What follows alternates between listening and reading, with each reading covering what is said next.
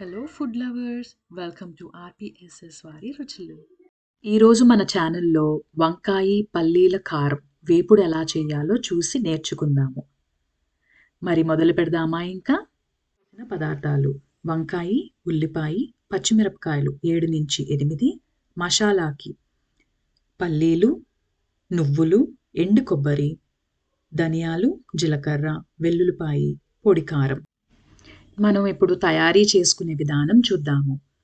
ముందుగా స్టవ్ వెలిగించుకొని ప్యాన్ పెట్టుకుందాము.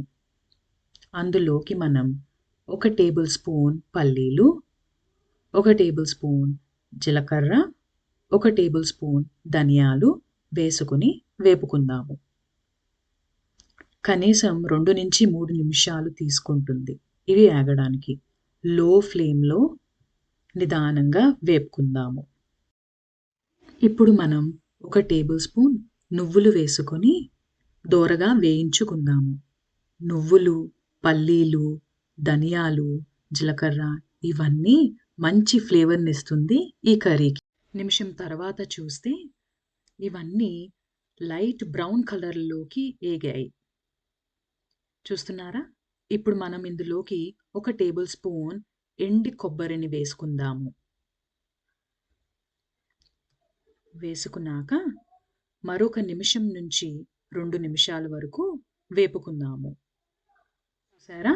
మన ఇంగ్రీడియంట్స్ అన్నీ కూడా లైట్ బ్రౌన్ కలర్లోకి ఫ్రై అయ్యాయి. ఇప్పుడు మనం ఈ ఫ్రై అయిన ఐటమ్స్ అన్నిటినీ గ్రైండర్లోకి తీసుకొని మరీ మెత్తగా కాకుండా ఫైన్ కోర్స్ లాగా, అంటే అటు మెత్తగా కాదు ఇటు గరుకుగాను కాదు, మనం చేత్తో ముట్టుకుంటే మనకు కొంచెం పలుకులాగా చేతికి అందాలి. అలా గ్రైండ్ చేసుకొని పక్కన పెట్టుకుందాము. ఇప్పుడు స్టవ్ వెలిగించుకొని ప్యాన్ పెట్టుకుని కూరకి సరిపడా ఆయిల్ని వేసుకుందాము. కూరలోకి తాలింపులు వేద్దామా? దానికి కావలసినవి: జీలకర్ర, ఆవాలు, మినప్పప్పు, పచ్చిశనగపప్పు వేయించుకొని అందులో కొంచెం కరివేపాకు, నేను చిన్న చిన్న ముక్కలుగా వేసుకుంటాను, ఎండుమిరపకాయలు చిన్న చిన్న ముక్కలుగా కోసుకొని మన స్పైసీకి తగ్గట్టుగా వేసుకోవాలి. నేనైతే 2 తీసుకొని ముక్కలు చేసుకొని వేసుకొని వేపుకున్నాను. దోరగా వేగాక మనం ముందుగా కట్ చేసి పెట్టుకున్న పచ్చిమిరపకాయలు నేను ఒక 7 నుంచి 8 వరకు తీసుకున్నాను. ఇందులోనే మనం కట్ చేసి పెట్టుకున్న ఉల్లిపాయలను వేసుకొని లైట్ బ్రౌన్ కలర్లోకి వచ్చినంత వరకు దోరగా వేపుకుంటూ ఉండాలి.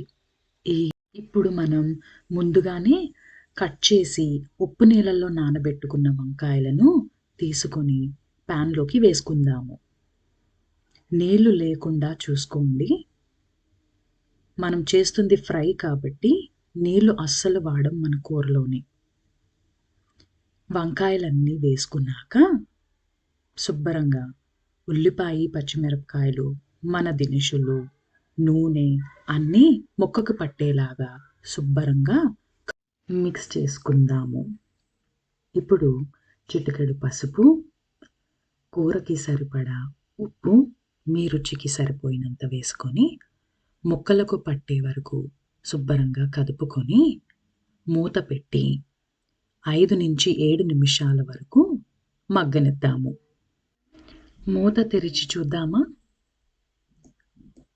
ముక్కలు చూడండి, ఆవిరికి బాగా మగ్గినట్టున్నాయి. ఒకసారి మనం స్పూన్తో మెదిపి చూద్దాము. ముక్క ఈజీగా కట్ అయినట్టే గనుక మన కూర 50% అయిపోయినట్టే.